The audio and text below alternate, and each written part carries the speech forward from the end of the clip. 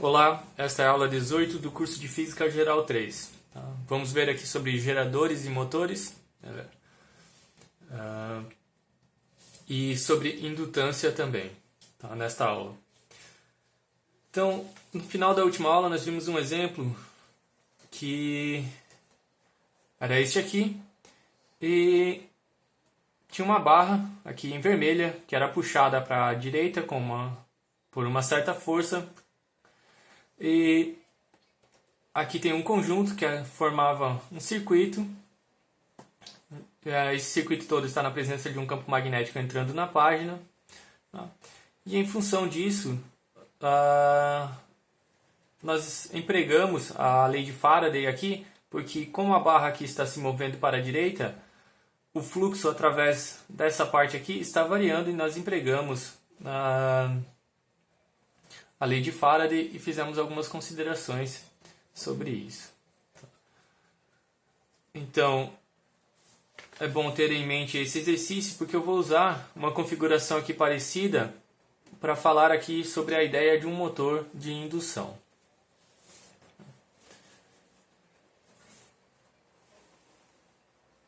Então, nós podemos usar a ideia do último exemplo para fazer um motor de indução. Para isso, devemos fazer passar uma corrente pelo circuito usando uma força eletromotriz ε0. Eu estou guardando aqui a letra ε para a força eletromotriz induzida pela lei de Faraday. Tá? E também é importante não confundir esse ε0 aqui com a constante, com a permeabilidade, a permissividade elétrica do vácuo. Tá?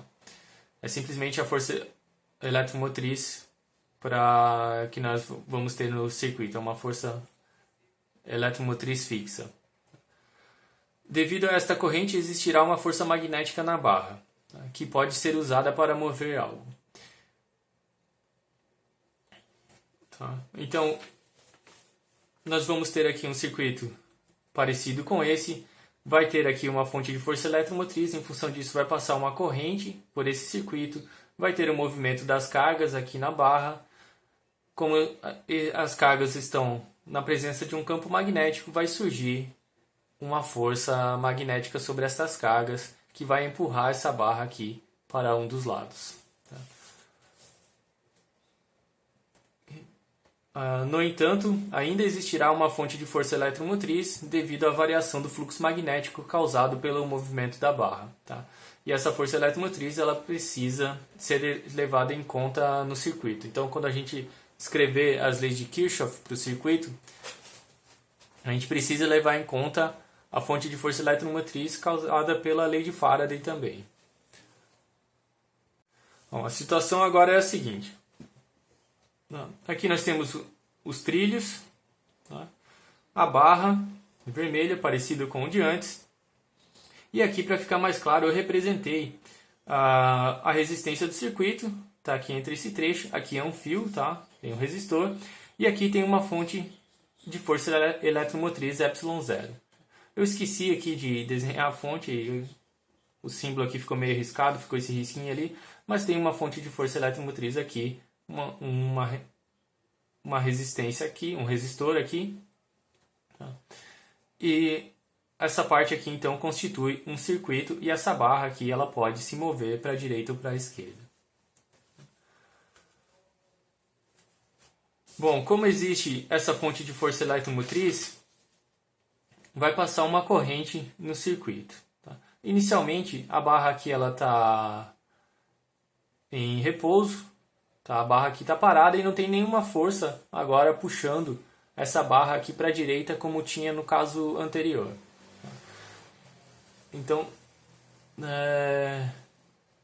pensem que inicialmente, então aqui o circuito está desligado e a barra aqui ela está parada. Quando a gente liga o circuito, vai começar a passar uma corrente nesse sentido aqui, tá? Devido a essa fonte de força eletromotriz aqui.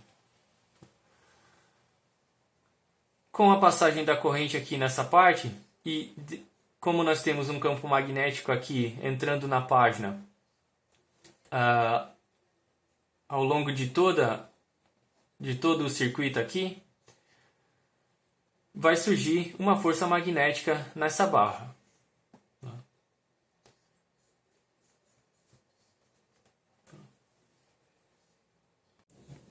Essa força magnética, ela vai estar no sentido contrário da força que nós calculamos no exemplo da última aula, porque a corrente aqui ela está fluindo para o outro lado. Tá? Então eu vou ter uma força F' aqui,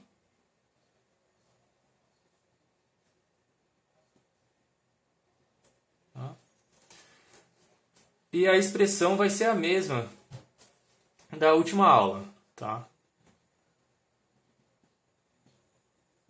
Porque se vocês observarem, não vai ter diferença nenhuma no cálculo. Então vai ser F' é a corrente vezes o campo magnético vezes o H, que é essa altura aqui, na direção I, que é aqui para a direita. Só que quanto vale essa corrente? Tá? Nós sabemos aqui que como essa barra aqui ela pode se mover,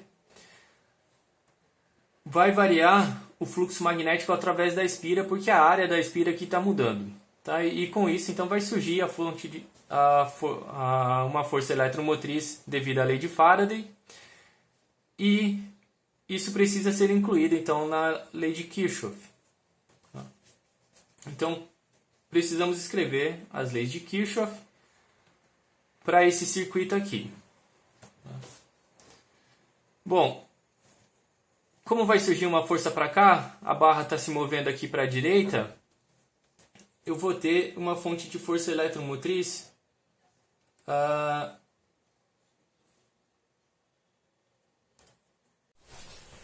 e será que essa fonte de força eletromotriz ela tem o mesmo valor, tem a mesma expressão do exercício anterior? Bom, nós temos que tomar um cuidado aqui, porque como a corrente está indo no sentido contrário, agora, o vetor normal da área aqui da espira está no sentido contrário também, tá? Porque se eu estou percorrendo a espira aqui no sentido horário, o vetor normal da área aqui da espira, agora ele está entrando na página. Então, embora a barra aqui esteja indo para a direita também, como no caso anterior, a variação do fluxo magnético vai estar no sentido contrário, vai estar com sinal contrário, porque o N aqui ele mudou de sinal.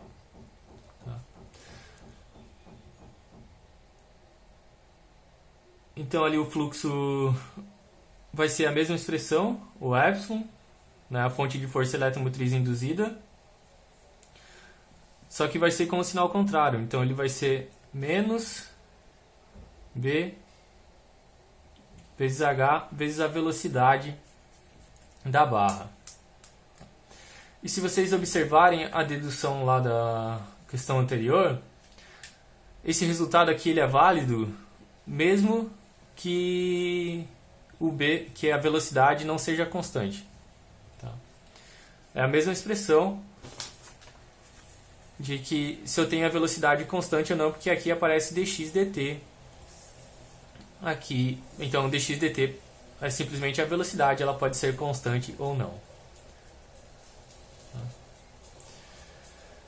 Então aqui era epsilon igual a mais BHV, então aqui vai ser epsilon igual a menos BHV, porque o versor normal da área mudou de sentido. Bom, agora nós podemos aplicar a lei das malhas para esse circuito. Então vamos ver aqui, que é uma das leis de Kirchhoff, né? A lei das malhas. Bom, eu tenho uma fonte, eu tenho um ganho de potencial ε0. Aqui, quando eu passo pelo resistor, eu tenho uma queda de potencial menos I vezes R. E eu tenho essa fonte de força eletromotriz dada pela lei de Faraday, né? Essa expressão aqui. Então vai ser menos BHV. Não tenho mais nenhuma diferença de potencial no sistema. Tudo isso igual a zero. Então daqui eu posso encontrar como a corrente se comporta em função da velocidade da barra. Eu tenho que ir, passo isso daqui para o outro lado, fica ε0 menos BHV.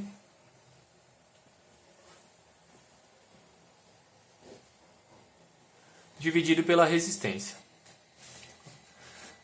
E com isso também eu posso recalcular a força F'.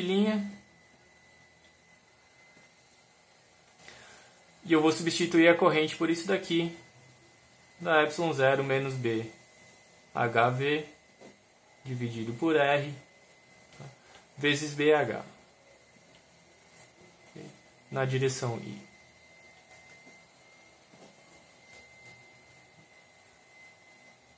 Bom, como eu falei antes, se inicialmente a barra aqui está parada e o circuito está desligado, a velocidade é zero. Tá?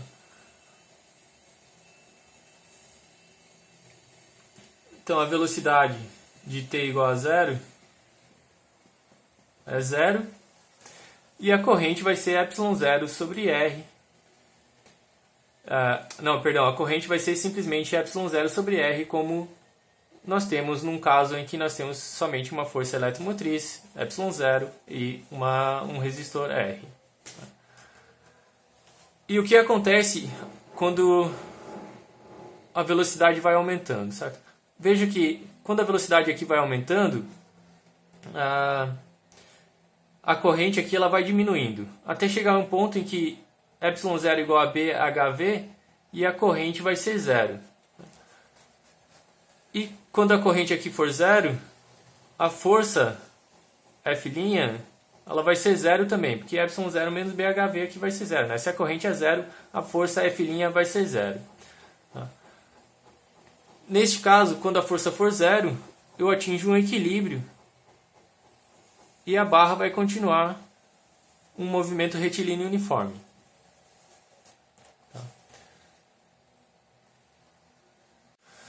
Então só vamos escrever aqui que para, em vez de t igual a zero, nós temos I igual a ε0 sobre R. E que quando V for igual a ε0 sobre BH,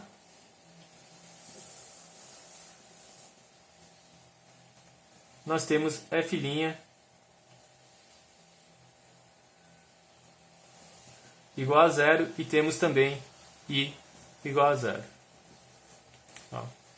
Nesse caso aqui, a barra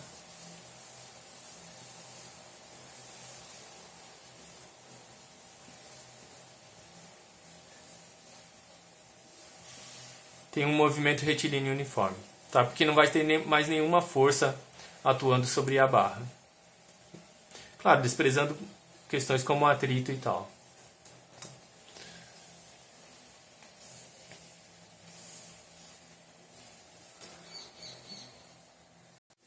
Mas, como estamos falando de um motor, nós queremos usar essa força F' para mover alguma coisa, como, por exemplo, levantar um peso mg. Nós podemos pensar em colocar uma polia aqui, uma corda, um objeto abaixo do plano da página, tá? E então essa força aqui, F' vai puxar a corda e vai levantar o peso. Essa é uma maneira então de usar eletricidade para levantar alguma coisa, para mover alguma coisa. E podemos aplicar a segunda lei de Newton para essa barra aqui. Então vai ter a força F' para a direita e vai ter uma força peso aqui transmitida pela polia e pela corda aqui para a barra. A força peso vai ser mg, é o peso do objeto. Então, aplicando ali a segunda lei de Newton, dá F' para a direita, positivo, menos o peso do objeto, mg, igual a massa vezes a aceleração da barra.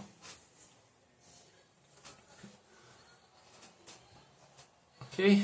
Podemos substituir a expressão para F' que encontramos a ε0 menos BHV sobre R, tudo vezes BH, menos mg igual a massa vezes a aceleração. Então, no momento em que nós ligamos o circuito, a velocidade é zero. A força F' aqui ela é máxima, ela é maior do que nós estamos analisando uma situação em que essa força F' vai ser maior do que o peso do objeto, né? A força F' aqui é o suficiente para começar a levantar o objeto. Então, a barra e o objeto, eles têm a mesma velocidade em módulo, mesma aceleração também, ela vai ter uma certa aceleração, né? O objeto vai começar a ser levantado. Tá? E a partir do momento em que a velocidade vai aumentando, essa força F' ela vai diminuindo. Tá? Que aqui a velocidade aumenta, a força F' diminui, tá? Como nós falamos antes. Então,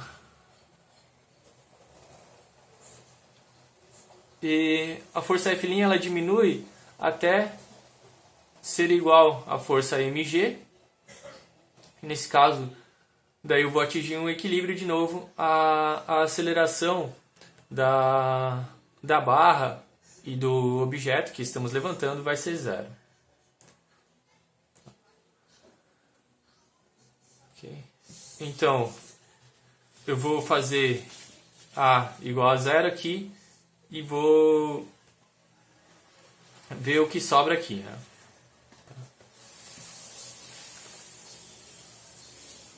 Então, como eu já falei, quando F' igual a força-peso, devido ao aumento da velocidade, nós temos novamente um movimento retilíneo uniforme com aceleração igual a zero.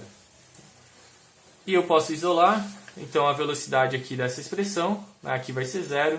Passo para o outro lado, eu posso isolar a velocidade aqui e, com umas continhas, um pequeno algebrismo, vamos encontrar que a velocidade é igual a ε0 BH menos mgr dividido por b ao quadrado h ao quadrado. E nesse caso, nesse momento, a corrente vai ser ε0 sobre r e aqui eu vou trocar VBH. Aqui eu vou trocar VBH considerando essa velocidade aqui. Então, VBH, eu passo um BH para o outro lado, vai dar ε0 BH menos M, aqui vai ficar mais, MGR, tá? E aqui fica RBH. E aqui fica RBH também. Tá? Questão de fazer conta aqui. E aqui o BH cancela com esse, ε0 sobre R menos ε0 sobre R cancela. Aqui um R vai cancelar com o R, sobra MG sobre BH. Então, quando o sistema atinge o equilíbrio, a corrente ela é dada por mg sobre BH.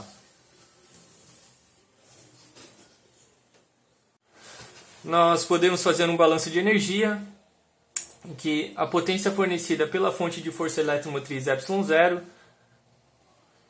tem que ser igual à potência dissipada por efeito Joule na resistência, no resistor, mais a potência mecânica, que é a potência necessária, ou a energia por unidade de tempo necessária para levantar a força, para levantar o objeto. Então, notem que a fonte de energia aqui é a fonte de força eletromotriz ε0. Tá? Ela que faz aqui surgir uma força F' e essa força F' é que levanta o objeto. Tá? Mas nós temos também a potência dissipada por efeito Joule. no resistor. Então aqui a potência fornecida pela bateria é I vezes epsilon0. A potência dissipada pelo efeito Joule no resistor podemos escrever como I ao quadrado R. Tá? E a potência mecânica para levantar o objeto é mg vezes a velocidade.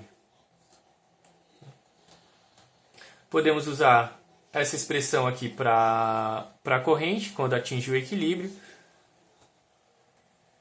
Tá? Então vamos usar isso dali, da mg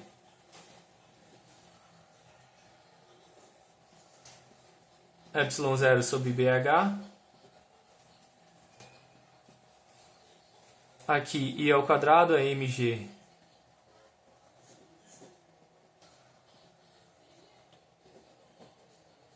tudo ao quadrado vezes R. E aqui mgv é quanto? Tem que usar aquela velocidade ali. Então é isso daqui multiplicado por mgv. Da mg... multiplicado por mg, perdão. mg bh epsilon 0 menos m ao quadrado, g ao quadrado, R, tudo dividido por B ao quadrado, H ao quadrado. Tá? Aqui fica um termo mg ao quadrado sobre BH ao quadrado vezes R, que é exatamente esse termo aqui, m ao quadrado, g ao quadrado vezes R, dividido por B ao quadrado, H ao quadrado. Tá, então essa parte aqui cancela com essa, sobra isso daqui e um BH que eu vou cancelar. Então desse lado aqui, vou escrever aqui no ladinho, sobra mg epsilon 0 sobre BH. mg epsilon 0 sobre BH, que é exatamente igual ao lado esquerdo. Então nós encontramos uma igualdade e as equações estão consistentes, nós temos um balanço de energia, onde toda a energia por unidade de tempo fornecida pela bateria, ou pela fonte de força eletromotriz epsilon 0, é igual à energia dissipada por efeito Joule no resistor, mais a energia por unidade de tempo necessária para levantar o objeto. Vamos ver o gerador de corrente alternada. Então nós temos uma situação assim. Tá? Temos uma bobina aqui com N espiras. Essa bobina está na presença de um campo magnético constante ao longo de toda a bobina aqui. Campo magnético B. Essa bobina, cada espira aqui possui uma área S, em média, né? Uma área S. E aqui nós temos um anel que gira junto, que pode girar junto com a bobina. Aqui tem outro anel junto que pode girar junto com a bobina. E esse anel os anéis eles estão em contatos com escovas. E essas escovas estão ligadas a fios condutores e para cá pode seguir algum circuito. De alguma maneira, por exemplo, nas hidrelétricas usa-se a queda da água para fazer a bobina girar, tá? Mas de alguma maneira, então, com uma força mecânica, coloca-se a bobina aqui para girar no campo magnético. Se a bobina gira aqui, vai variar o fluxo magnético na bobina, nas espiras, e com isso vai ter uma corrente elétrica induzida aqui na bobina, que é captada aqui pelas escovas. Tá? Okay? Então a função dos anéis aqui é manter o fio sempre em contato com as escovas. Tá? Eles giram junto com a bobina, mantém aqui sempre em contato com as escovas.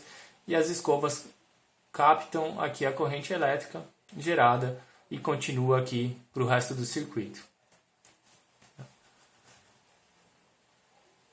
Então, essa área S aqui tem uma orientação, tem um vetor normal N.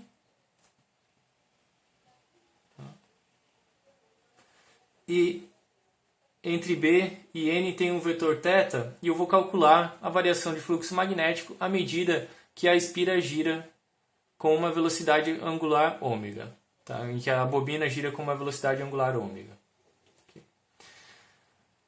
Então, se ela gira com velocidade angular ômega, o ângulo entre B e N é θ e se comporta como ômega t. É um movimento circular aqui. O fluxo magnético vai ser N, porque agora eu tenho N espiras, então é o fluxo magnético através de N espiras da integral de B escalar N ds. Bom, θ é o ângulo entre B e N, então o produto escalar entre B e N vai dar o módulo de B, o módulo de N é 1, vezes cosseno de θ.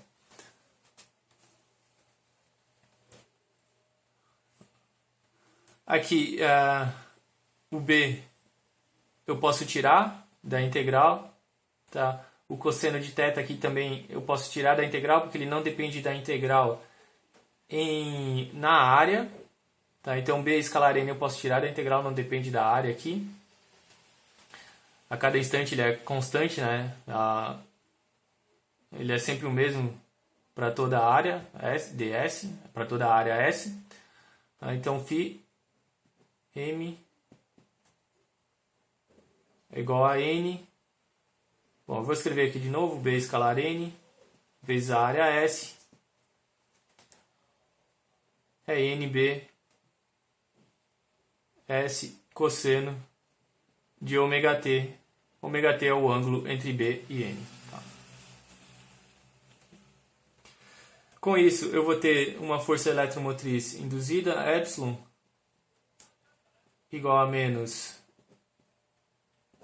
dφ dt. A única coisa que varia com o tempo é aqui o cosseno de ômega t. Tá? Sai o ômega para fora. A derivada do cosseno é menos seno, com o menos daqui vai ficar mais. Então vai ser ômega, que é o que sai, vezes n, b, s, seno de ômega t. Isso daqui corresponde a uma fonte de força eletromotriz alternada. Tá? Por que alternada? Porque o seno aqui ele oscila entre mais 1 e menos 1. Tá? Então, está mudando o sinal aqui da fonte de força eletromotriz o tempo todo. Eu posso pensar nessa parte aqui como constituindo um circuito dessa maneira aqui.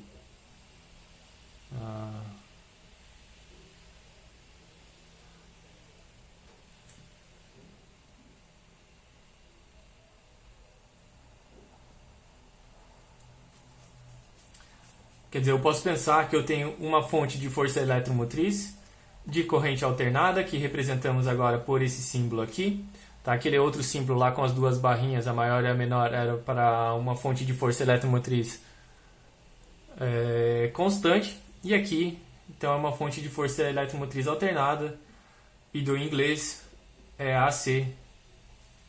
Tá?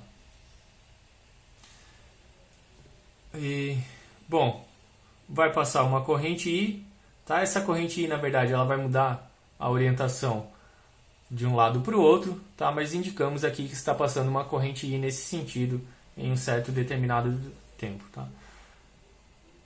E podemos ter então essa fonte ligada a uma resistência R e um circuito dessa maneira aqui. Pela lei de Kirchhoff, vamos ter epsilon menos IR igual a zero, né? A lei das malhas. E isso vai fornecer I igual a ômega NBS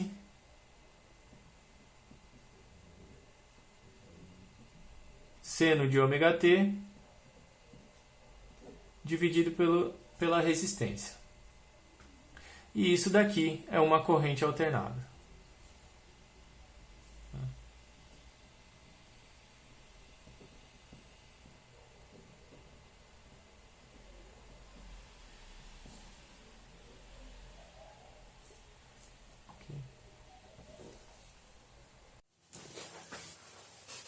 Como existe uma corrente na bobina, aqui, nós temos um momento de dipolo magnético, dado por M igual a I, S.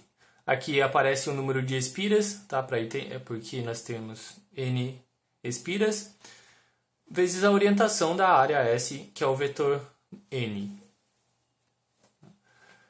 E como nós temos então um dipolo magnético na presença de um campo magnético B externo, nós temos um torque sobre a bobina com intensidade, né, o módulo aqui do torque é o produto vetorial, é o módulo do produto vetorial entre M e B. E vai ser, então aqui I, S, N de N vetorial B. Podemos tirar aqui ISN do módulo. E aqui vai dar N produto vetorial com B, o módulo de N vezes o módulo de B vezes seno do ângulo entre eles. Tá? O ângulo entre eles é ômega-t, né? O ângulo θ lá. Então aqui vai ser I, S, N, B, seno de ômega-t. E para vencer esse torque aqui, precisa-se de uma força mecânica que mantenha a bobina girando com velocidade angular ômega constante. Tá? Então, a potência necessária, a energia por unidade de tempo que a força mecânica tem que fornecer para manter a bobina girando com uma velocidade angular ômega constante, é dW dt, a potência aqui, podemos escrever assim. E da mesma maneira que quando nós temos uma força, a potência é dada pela força vezes a velocidade, quando nós temos um torque, alguma coisa girando, nós podemos escrever como a velocidade angular vezes o torque. A matéria aqui de física 2. E ômega é simplesmente ômega, e o torque nós usamos essa expressão aqui de cima. Então vai ser ômega I, S, N, B, seno de ômega-t. Mas ômega, S, N, B, seno de ômega-t é justamente aqui podemos comparar, tá? Ômega NBS, seno de ômega-t, é a fonte de força eletromotriz alternada, tá? Gerada, né? Então, isso daqui eu posso escrever como I vezes epsilon, né? E isso daqui significa, então, que a potência mecânica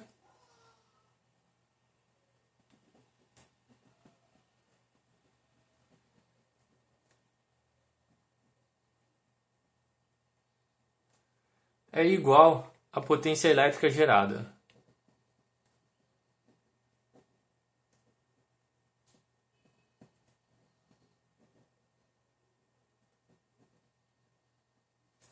Tá?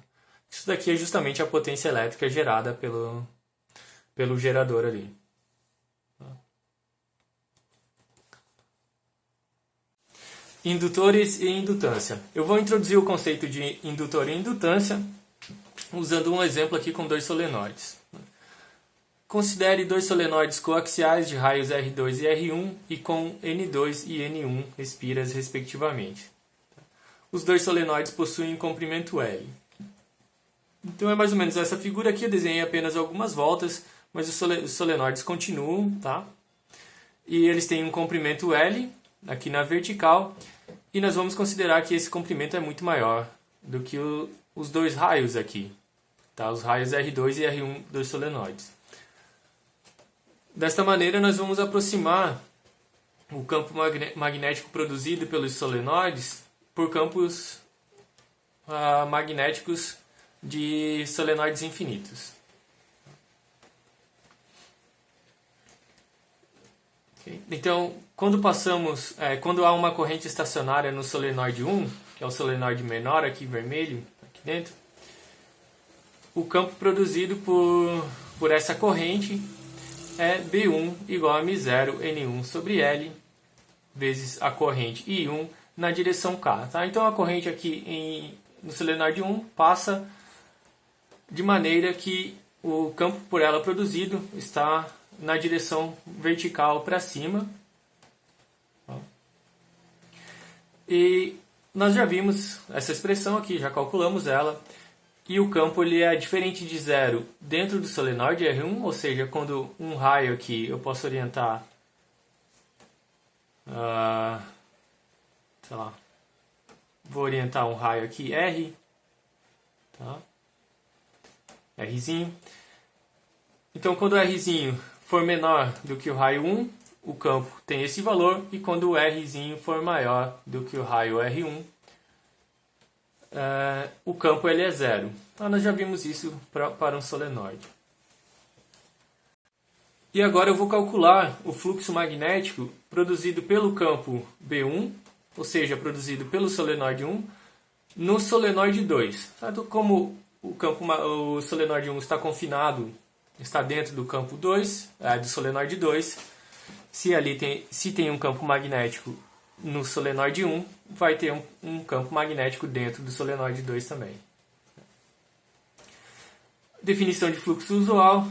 Aqui então, Φ2, o 2 corresponde ao campo no solenoide 2, ao fluxo no solenoide 2 produzido pelo campo 1, pelo campo B1. Então, Φ21 igual a N2, por quê? Porque eu tenho N espiras no solenoide 2 e cada espira tem uma área S2. Tá? Então, eu somo a contribuição que eu multiplico por N2 para dar o fluxo através de N espiras do solenoide 2. Vai ser a integral de B, produto escalar com K. Aqui, então, eu estou percorrendo a figura, as espiras, no sentido de que o versor normal da área S está na direção K, na direção mais K. Se eu inverter e o sentido for percorrendo no sentido contrário, o vetor normal ele vai estar na direção menos K. Mas não é a escolha que eu fiz aqui. Então isso vai ser igual a N2 vezes o quê? O B1 ele é constante dentro da região do solenoide 1 e é zero fora. Tá? Então, a integral aqui em S2 ela vai se reduzir à integral da área 1, porque eu tenho que fazer a integral onde tem somente campo aqui. Certo? Se eu não tenho campo fora do solenoide 1, a contribuição vai ser zero para a integral. Tá? E eu posso tirar então o B1 da integral, já que é constante. Então ele vai ser μ0 N1 sobre L I1. Tá? E eu vou ter o produto escalar de K com K, que é 1. E a integral de ds, então, vai ser a integral onde somente tem campo e onde somente tem campo dentro do solenoide 1. Por isso que aqui vai aparecer π R1 ao quadrado e não π R2 ao quadrado. Tá?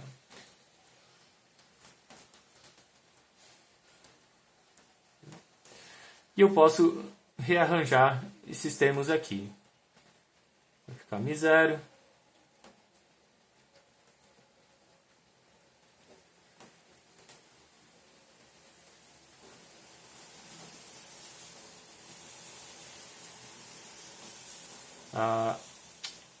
errei, aqui é I1 que eu quero escrever. Vou escrever aqui I1. Tá? Então essa expressão para o fluxo ele é proporcional à corrente I1 e o termo que está multiplicando a corrente I1, toda essa parte aqui, eu vou chamar de L21. E é um termo que depende somente da geometria do problema.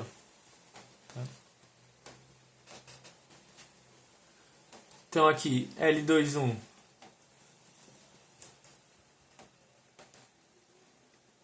é igual a μ0 N1, N2 sobre L, vezes π R21, R1, perdão, R21 não, R1 ao quadrado. Tá?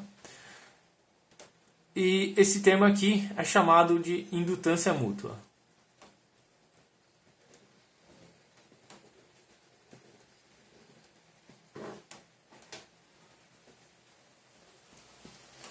O termo mútua já vai ser justificado para vocês. A unidade de indutância é o Henry, ou Henry, não sei a origem do cara. E a chamada pela letra H, a identificada pela letra H, maiúsculo. E um Henry é definido como 1 Weber por 1 ampere. Vamos botar 1 aqui embaixo. Porque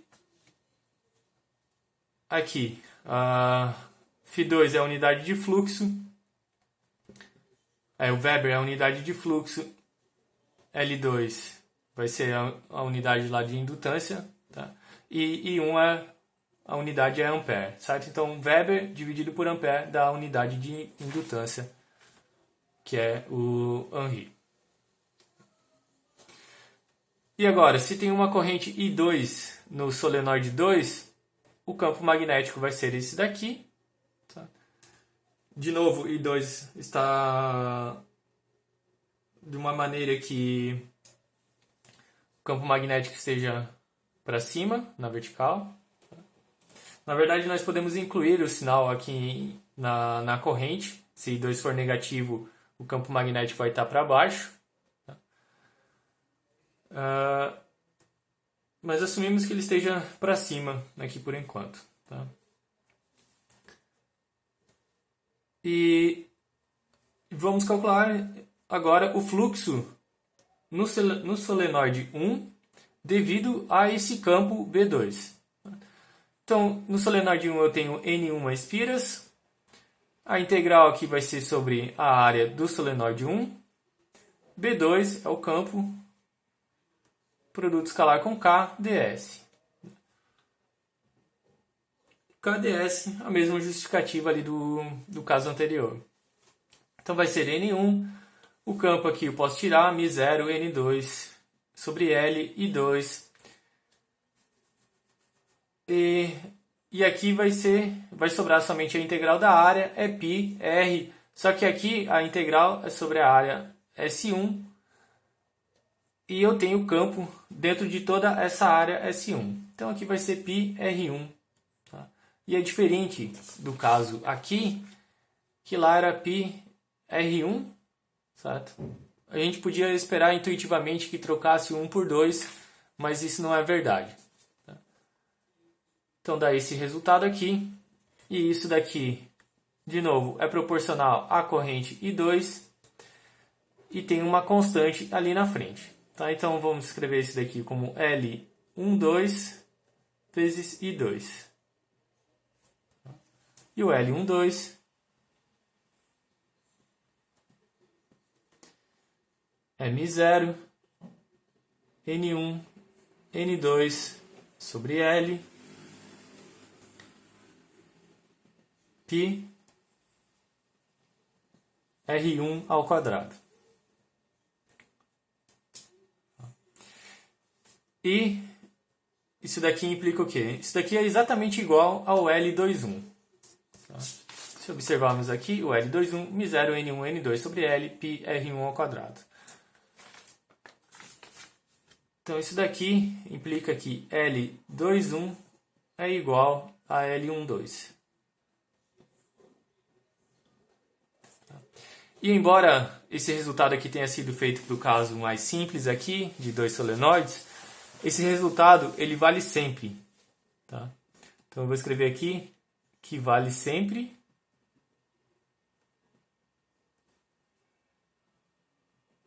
para quaisquer dois indutores.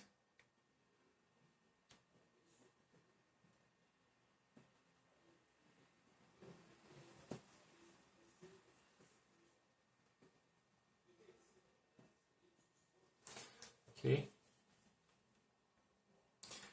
E esse L1 e L2 só depende da geometria, então, e eles têm sempre o mesmo valor, portanto. Okay? Aqui eu posso falar um pouquinho mais sobre a unidade de μ0, porque aqui N1 e N2 são números, não tem unidade, π não tem unidade. E aqui é a unidade de Henry, aqui é μ0 e aqui vai sobrar a unidade de comprimento. Sabe que aqui é o comprimento ao quadrado dividido por comprimento sobra o comprimento. Eu posso falar aqui que a unidade de μ0, ele também pode ser escrito como Henry, que é a unidade de indutância, dividido pela unidade de comprimento. Tá? Então μ0 pode ser escrito também como 4π vezes 10 na menos 7 Henry por metro. Tá? Fica justificado o uso da palavra mútua, né, para L21 e L12, né, indutância mútua, porque elas são iguais, né, e valem para quaisquer dois indutores. Né? Por isso que foi usado lá a palavra mútua. E a corrente I1, ela produz fluxo no próprio solenoide 1 também, né? Você tem aqui uma corrente passando no solenoide 1, tem esse campo magnético aqui, e, obviamente, tem um fluxo dentro do próprio solenoide causado pela corrente que passa no próprio solenoide. E este fluxo nós podemos calcular, ali é simples, a diferença é que em vez de ter N1 e N2, vai ter N1 ao quadrado e a corrente vai ser a corrente que passa no solenoide, no próprio solenoide, I1. E nós podemos escrever isso daqui como um L1 I1, e L1 é μ0 N1 ao quadrado, L1 π R1 ao quadrado. E é chamado de autoindutância porque só depende dele, não depende do outro solenoide. Por isso a palavra auto aqui na frente. E analogamente, temos um φ no solenoide 2 devido à corrente I2, podemos escrever como L2 I2, L2 μ0 N2 ao quadrado sobre L π R2 ao quadrado. É a autoindutância do solenoide 2. E, de novo, tanto as indutâncias mútuas como as autoindutâncias são puramente geométricas. Tá? Então, esses termos aqui são puramente geométricos. Okay. E se passa uma corrente I1 no solenoide 1 e uma corrente I2 no solenoide 2 ao mesmo tempo, o fluxo total pelo solenoide 1, tá? Então aqui não confundir φ1 com φ11, tá? É φ1, é o fluxo total sobre o solenoide, vai ser L1 I1, que é o fluxo este daqui, mais L1, 2 e 2, e a mesma coisa para o solenoide 2, vai ter um L2 e 2 mais L21 e 1. Correntes quase estacionárias. Os resultados que nós acabamos de calcular, de encontrar, eles foram feitos para correntes estacionárias. Tá? A expressão para o campo magnético que nós usamos para os solenoides, eles são calculados para correntes estacionárias, né, porque eles usam a lei de Faraday e a lei de Biot-Savart, que são válidas para correntes estacionárias. Mas se as correntes nos solenoides I1 e I2 variam lentamente, ou seja, se elas mudam muito pouco durante o tempo que a informação de que uma mudança em I1 e I2 ocorreu chegue ao resto do sistema, nós podemos usar aquelas equações ali com boa aproximação. Né? E qual é o tempo que demora com que velocidade a informação de que uma mudança no sistema ocorreu? Né, com que velocidade essa informação viaja? Ela viaja com a velocidade da luz, né? Porque os campos elétrico e magnético eles viajam com a velocidade da luz. Né? No Brasil, a corrente elétrica que chega às nossas casas possui uma frequência de 60 Hz, ou seja, dá um giro completo em 1 sobre... Né? Tipo, ocorre uma mudança completa, um ciclo completo, em 1 sobre 60 segundos. 1 sobre 60 segundos. Ou seja, uma mudança de I para menos I, que é meio ciclo, ocorre em 2 vezes sobre 60, ou seja, em 1 sobre 30 segundos. E a luz demora L sobre 3 vezes 10 na 8 segundos para percorrer uma distância L. Ou seja, se a gente comparar esses dois valores aqui, essas duas escalas de tempo, a luz ela chega quase que instantaneamente para circuitos típicos usado por nós, né? Então nós podemos usar, ou seja, uma mudança em uma parte do circuito, a informação de que essa mudança ocorreu, ela chega quase que instantaneamente para o resto das partes do circuito. Tá? Então, dessa forma, nós podemos usar as contas acima, anteriores, para uma corrente I1 que depende do tempo e para uma corrente I2 que depende do tempo com excelente aproximação. E nós podemos calcular as força eletromotriz ε1 e ε2 que são induzidas nos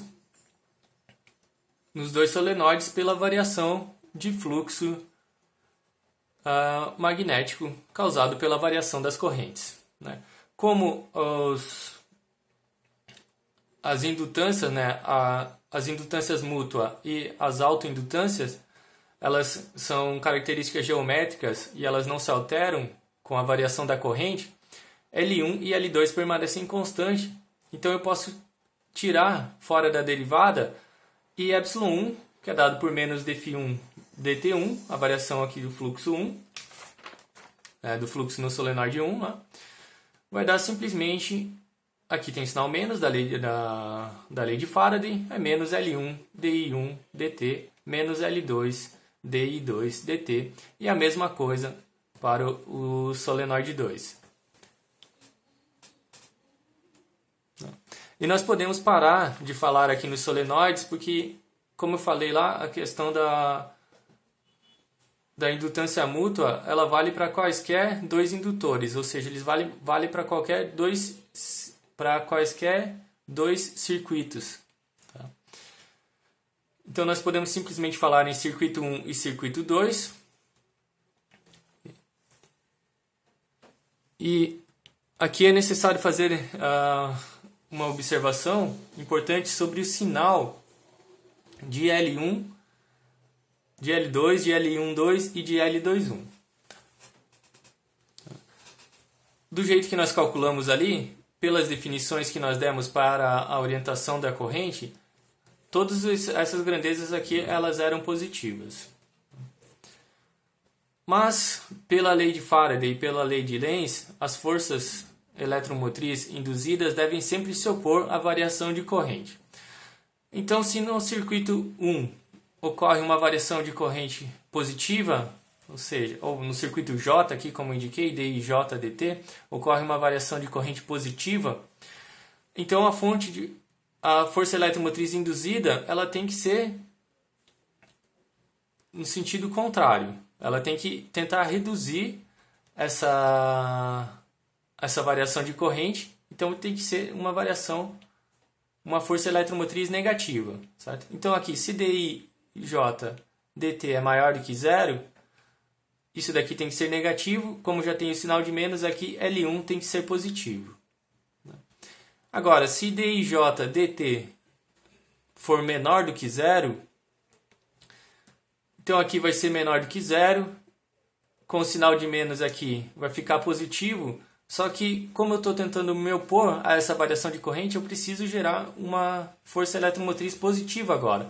Então com o sinal de menos aqui da derivada, com o menos daqui fica positivo e L1, LJ continua devendo ser positivo.